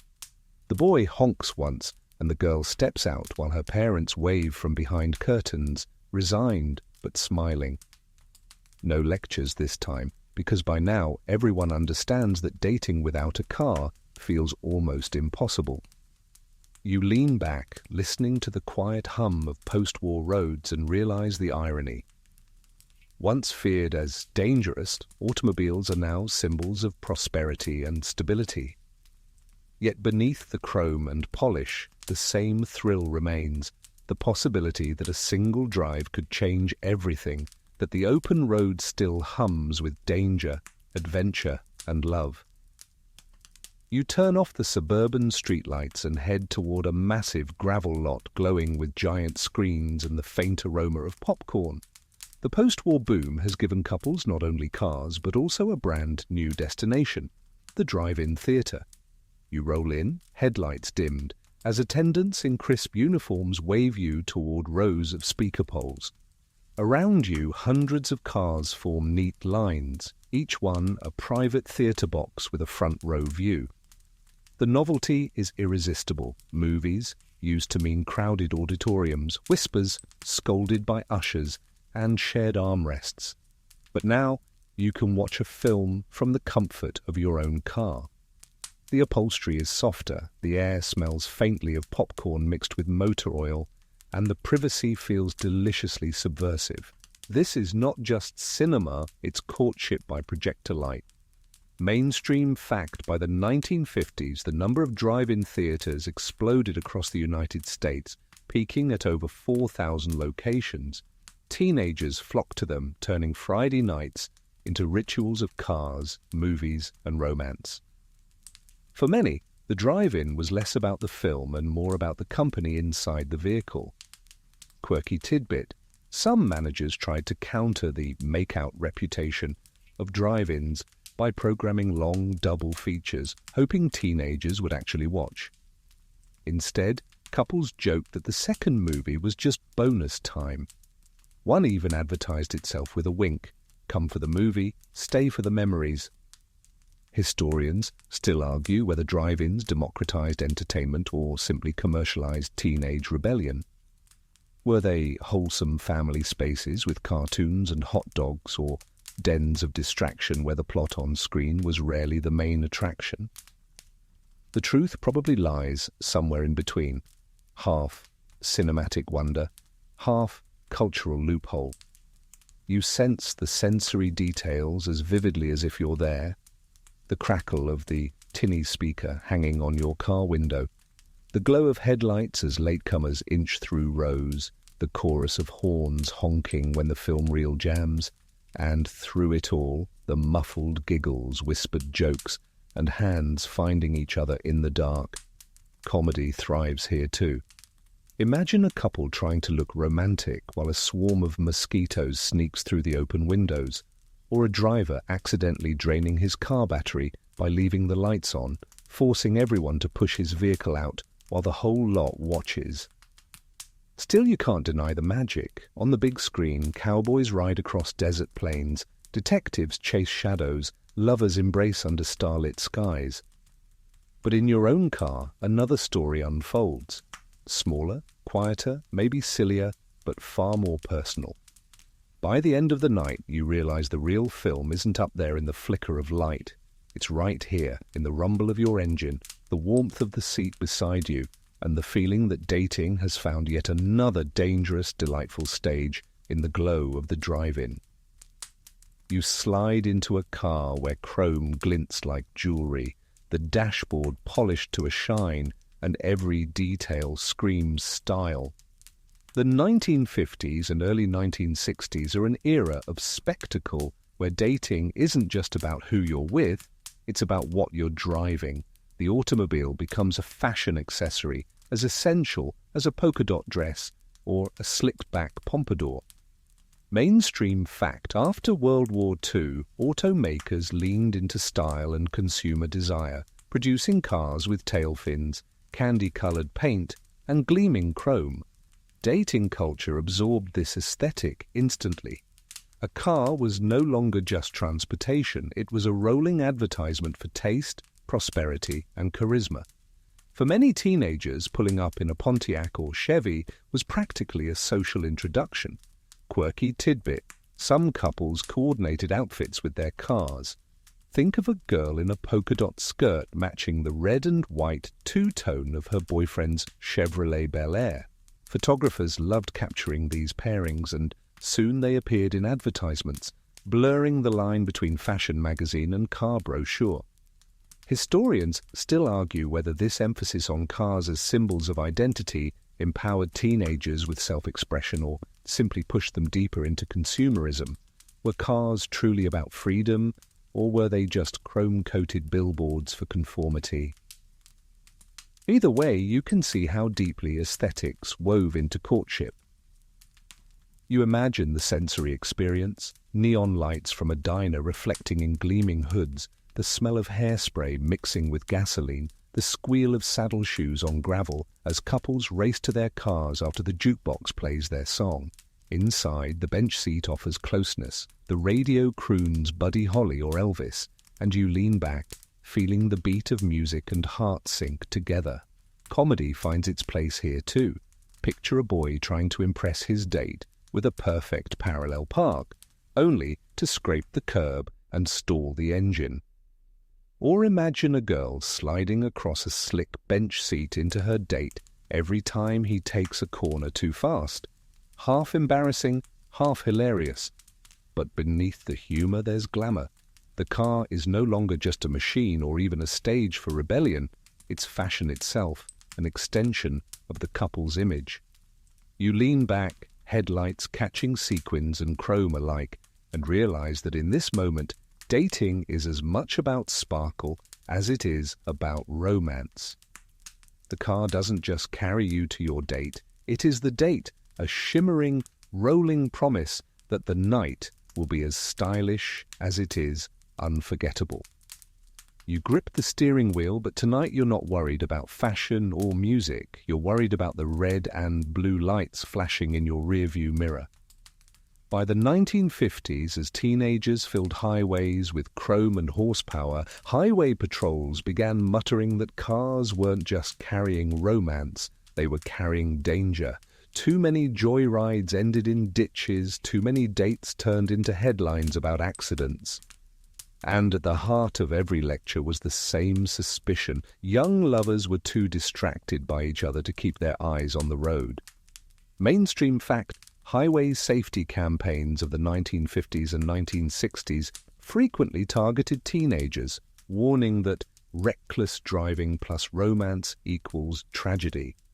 The National Safety Council even produced pamphlets linking car crashes to distracted courting. Parents eagerly handed these out, as though a stern warning could compete with the thrill of a Friday night drive. Quirky tidbit, one campaign poster showed a cartoon of a boy leaning to kiss his date, his car swerving toward a tree, with the tagline, "Kiss the girl or kiss goodbye." You can't help but laugh at the melodrama, though the message was grimly clear. Historians still argue whether these fears were exaggerated moral panics or grounded in sobering statistics.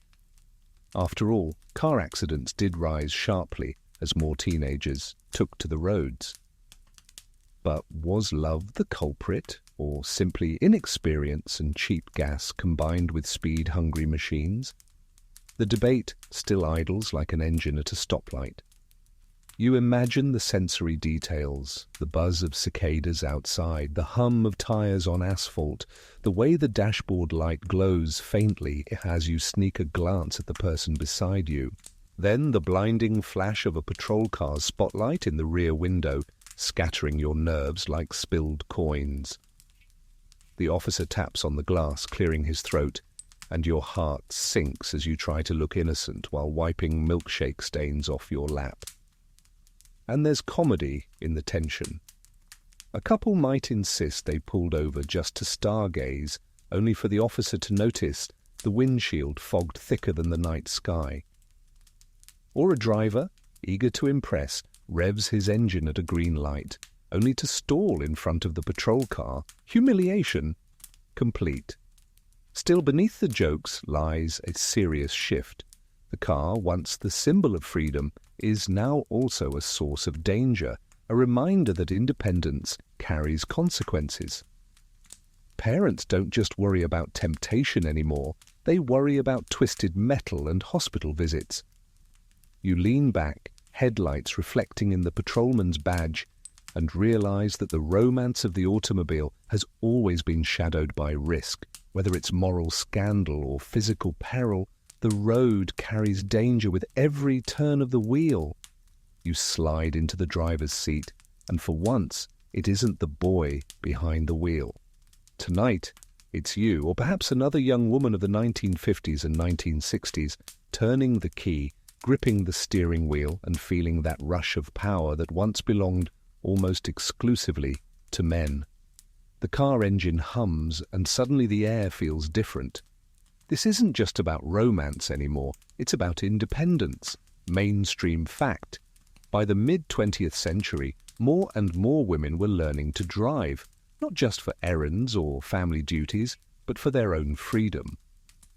While advertisers still aimed cars at men, emphasizing speed and status, women began claiming cars as tools of self-determination. A girl who could pick up her own date, or drive herself home, was rewriting the script of courtship. Quirky tidbit: one 1950s etiquette guide nervously warned that women who insisted on driving might embarrass their escorts. You smile because you can picture the flustered boys pretending not to mind while secretly gripping the dashboard as she handled curves with ease.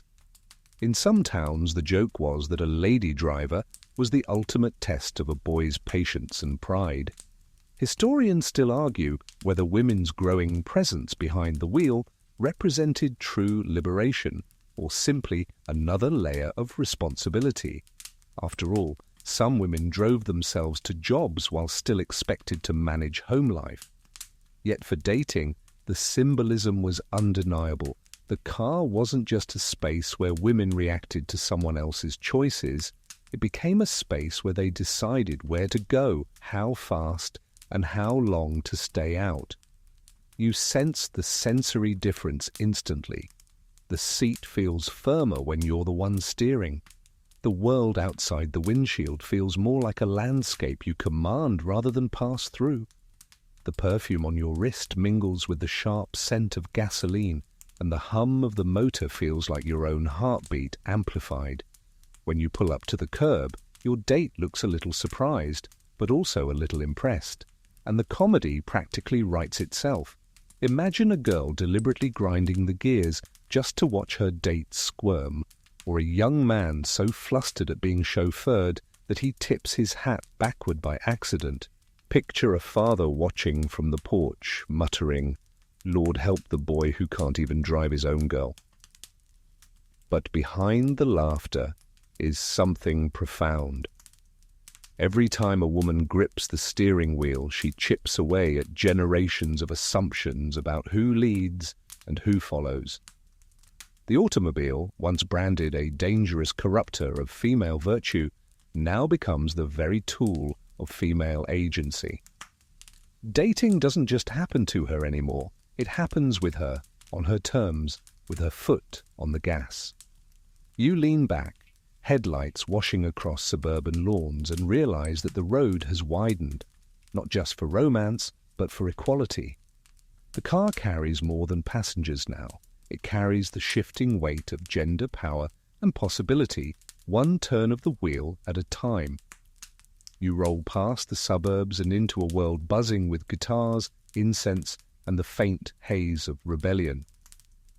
It's the 1960s, and cars aren't just for polished dates at drive-ins anymore.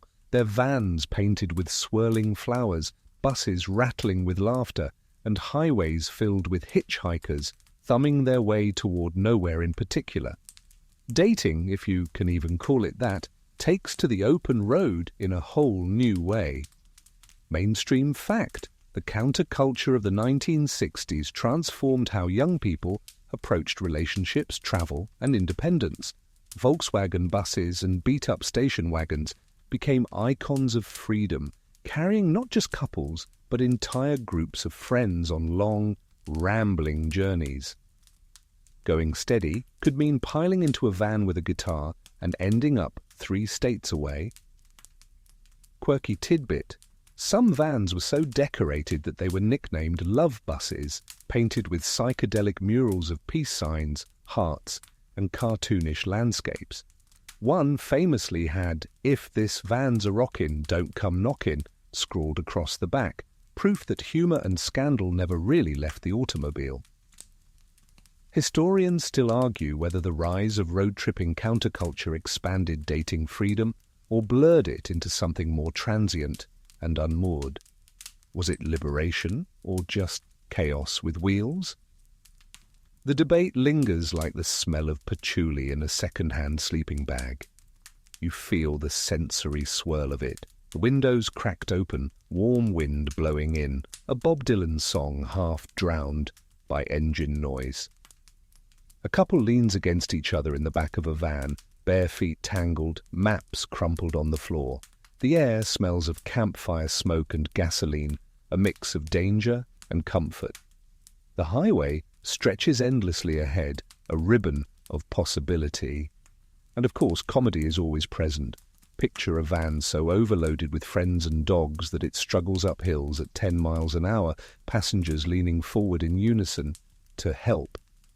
Or imagine a hitchhiker climbing in, only to discover the group inside has no destination whatsoever, just a cooler of sandwiches and a vague sense of cosmic purpose. But beneath the laughter lies something important. The automobile has shifted once again, no longer just a chaperone's nightmare or a suburban accessory. Now it's a rolling commune, a stage for exploration, a cocoon where love can be fleeting or forever, depending on the mile marker. You lean back, watching taillights glow like fireflies on the interstate, and realize that dating is no longer tethered to town squares or church socials. It has become as nomadic as the youth themselves, painted in psychedelic colors, fueled by cheap gas, and humming with the belief that somewhere down the road, freedom waits with open arms. You glance at the dashboard, and for the first time in decades, the gauge needles don't reassure you, they warn you. It's the 1970s and the oil crisis has arrived. Long lines snake around gas stations, prices climb higher every week, and suddenly the carefree joyride feels like an extravagance. Couples who once cruised aimlessly on Friday nights now have to think twice before turning the key. Mainstream fact, in 1973, the OPEC oil embargo caused fuel shortages across the United States. Cars sat idle, highways emptied, and the national mood shifted. For dating, this meant that the open road no longer symbolized freedom. It symbolized rationing, waiting, and planning. Romance had to adapt to scarcity all over again, just as it had during the Depression and wartime rationing. Quirky tidbit, some couples turned gas station lines into social events. With hours to kill, they brought board games, radios, even picnic baskets, turning frustration into impromptu dates. Imagine flirting between fuel pumps, laughing over sandwiches while creeping forward one car length every half hour. Not glamorous, but strangely intimate. Historians still argue whether the oil crisis truly changed dating culture or merely paused it. Did young people genuinely give up on cruising, or did they just shorten their loops and make their drives more purposeful? The debate lingers like the smell of gasoline in a plastic can. You picture the sensory shift. The engine hum, once carefree, now feels heavy. You notice the acrid bite of exhaust hanging over gas lines, the murmur of drivers grumbling through rolled-down windows, the rustle of ration coupons passed hand to hand. Inside the car, the air feels warmer, more restrained. You're saving fuel by rolling the windows instead of cranking the air conditioning. Even your date taps the dashboard nervously, wondering if this ride is worth it. And yet comedy still sneaks in. Imagine a boy trying to impress his girlfriend with a grand tour, only for the car to sputter out of gas halfway between destinations. Or picture a girl teasing that the only thing her date can afford to rev up anymore is his mixtape. The romance of horsepower takes a back seat to humor and maybe a little thrift. But beneath the laughter is something deeper. the oil crisis strips the automobile of its sheen, revealing the truth. Love has never depended on endless miles. It survives in shorter drives, in parking lot conversations, in the shared challenge of making do. The road may be narrower, the tank half empty, but the spark between two people still flickers just as brightly. You lean back, headlights reflecting off the long line of cars ahead, and realize that danger doesn't always come from scandal or temptation. Sometimes it comes from scarcity itself. And yet, even when the fuel runs low, the heart keeps finding ways to move forward. You look around and something feels different. The panic of the 1920s has faded, the rebellion of the flappers softened, the wartime rationing lifted, the oil crisis survived. The automobile, once branded as scandalous, dangerous, even devilish, is starting to feel ordinary. What was once whispered about in scandal sheets has become a backdrop for the everyday rhythms of teenage life.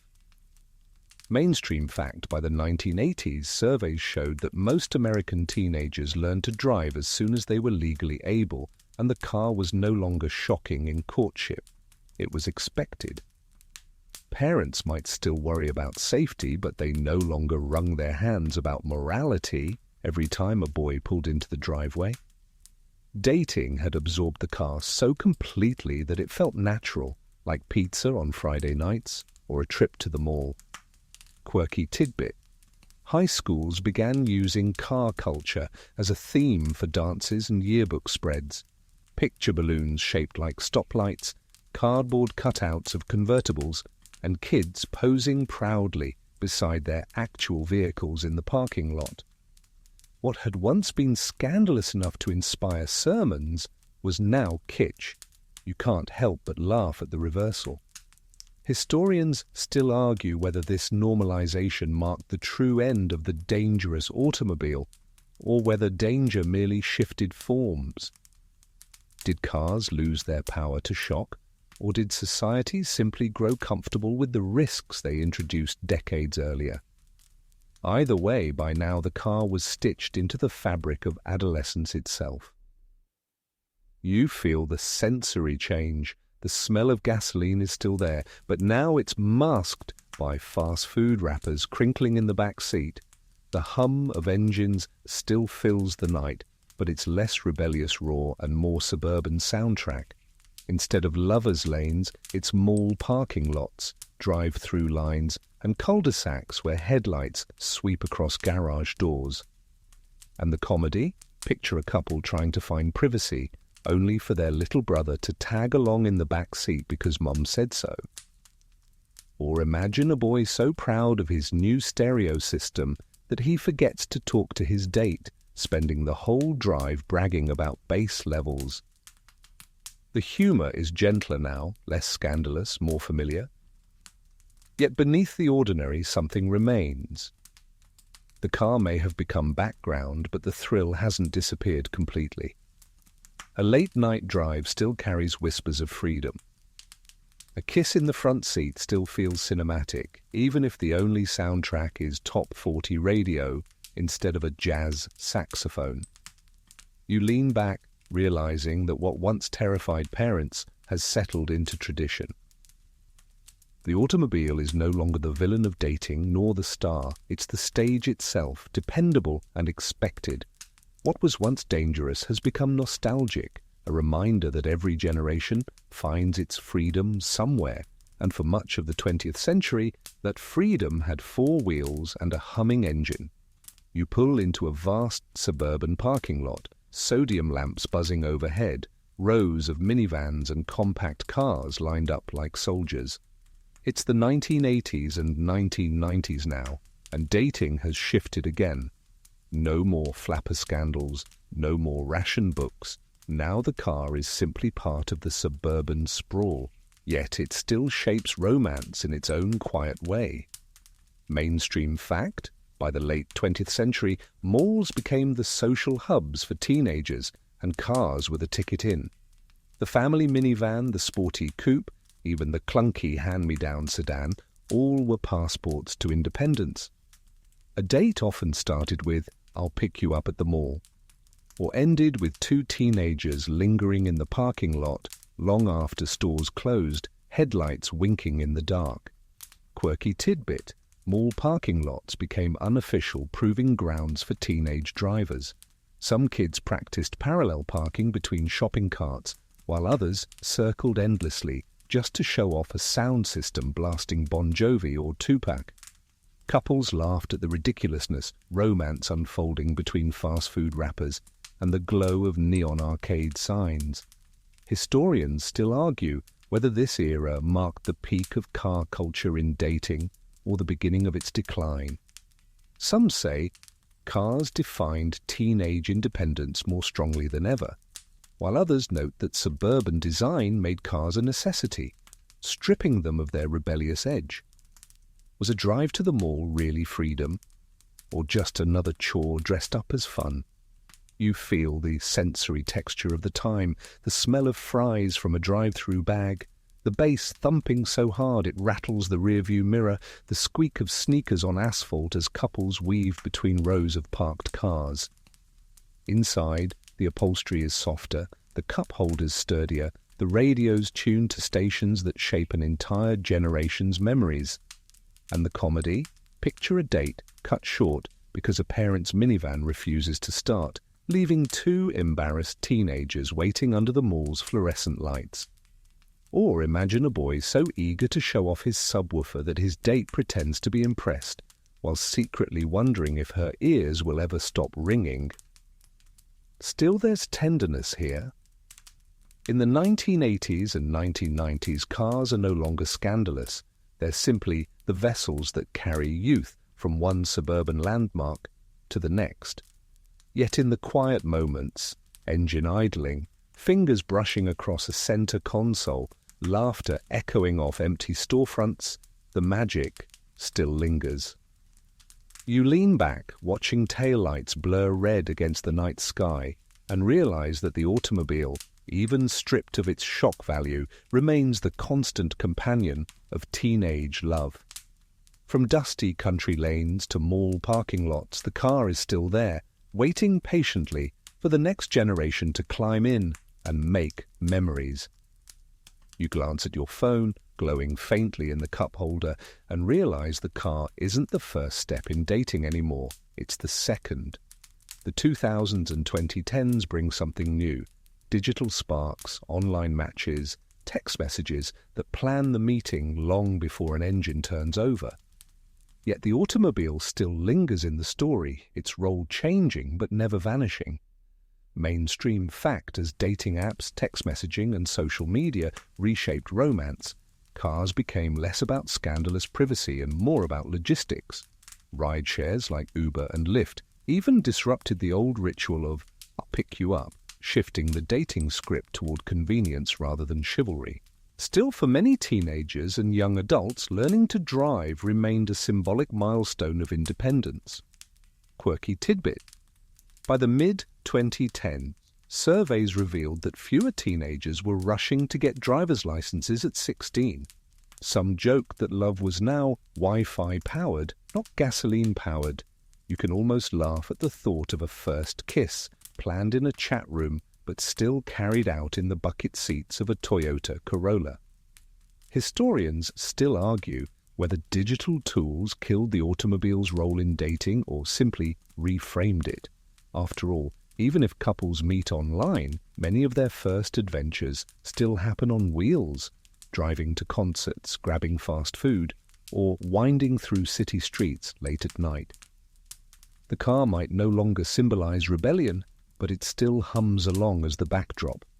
You can feel the sensory update, the faint buzz of a GPS voice telling you where to turn, the glow of text notifications at red lights, the smell of fast food fries lingering in the upholstery. Instead of jukeboxes or cassette decks, it's Bluetooth playlists setting the mood, carefully curated, sometimes disastrously revealing. Imagine fumbling when your romantic mix suddenly shuffles into a children's cartoon theme. Comedy thrives in this era, too. Picture a date awkwardly climbing into the wrong Uber, only to discover three strangers on their way to the airport. Or imagine someone trying to impress their match with parallel parking skills, only to back into a trash can as their phone camera captures the whole thing. Still, the essence remains. You lean back, headlights sweeping across digital-age streets, and realize that even in a world of swipes and screens, the car is still a vessel of possibility. It may not be the scandalous, dangerous machine it once was, but it remains the cocoon where two people can escape the noise of the world, whispering, laughing, maybe even falling in love as the road hums beneath them. You ease onto a quiet stretch of road, twilight settling in like a soft blanket. The decades roll behind you now, parlors, drive-ins, ration books, neon motels, chrome and subwoofers, and all the noise of scandal has faded into something almost quaint. The automobile, once accused of corrupting youth and toppling morality, now sits comfortably in memory, its edges softened by nostalgia. Mainstream fact, by the early 21st century, cars had become so normalized in dating culture that they were no longer the center of debates. Instead, discussions shifted to technology, online safety, and digital distractions. Yet the car still lingered as a place of intimacy, adventure, and independence, quietly doing what it had always done, even if no one called it dangerous anymore. Quirky tidbit, classic car clubs in the 2000s began hosting date nights, inviting older couples to relive their youth in restored Chevrolets and Fords. Imagine retirees giggling like teenagers as they park at a drive-in reenactment, milkshakes in hand. What was once rebellion has become recreation, a living joke everyone's in on. Historians still argue whether the automobile truly reshaped romance or simply gave form to changes that would have come anyway. Was it the machine that made dating dangerous, or the people who eagerly sought danger wherever freedom appeared? That question lingers like tire marks on an old country lane, fading but never gone. You feel the sensory calm. The hum of the engine is steady like a heartbeat at rest. Streetlights glow amber on the pavement, fireflies twinkle at the edges of fields, and your companion's laughter drifts like music against the night air. There's no rush now, no scandal. Just the quiet realization that the car carried generations through the turbulence of youth into the simplicity of memory. Comedy still clings lightly to it all. You chuckle at the thought of a century's worth of awkward honks, stalled engines, spilled sodas, and parents waiting up with porch lights blazing. Every story carries its own punchline, softened now into affection. And so you lean back, headlights stretching into the dusk, and let the automobile fade into history, not as a villain, not as a hero, but as a companion. It made dating dangerous, yes, but only because it made dating free. Now, as the last section closes, the pace begins to soften. Imagine the road stretching out before you, but slower now, calmer, as if each mile were a gentle lullaby. The tires don't roar anymore, they hum quietly, like a fan in the corner of your room, steady and soothing. You picture the cars of history, some rattling with loose bolts, some gleaming with chrome, some painted with wild flowers, some humming with electric silence. They pass like shadows in the rearview mirror, fading into a soft blur. Each carried laughter, secrets, danger, love. Each carried someone like you trying to find their way through youth, through romance, through the world as it changed. Your breathing slows as the scenery softens. Fields melt into twilight, neon signs dim into memory, and the noise of parents, pastors, and patrolmen fades into the background. What remains is simple, the steady hum of movement, the comfort of being carried, the knowledge that every road, no matter how wild at the start, eventually winds toward rest. You can almost hear the echoes, the soft squeak of a bench seat, the rattle of gravel under tires, the distant strains of a love song on the radio. They blend together now, not urgent, not scandalous, just quiet reminders that history itself is human, fragile, and endlessly funny. So let the lights dim. Let the road grow soft and endless. The dangerous romance of automobiles has become just another story, one that made hearts race, then chuckle, and now sigh with contentment. Close your eyes, let the hum fade into silence and drift into sleep, knowing that every generation finds its freedom, and every freedom eventually becomes a memory.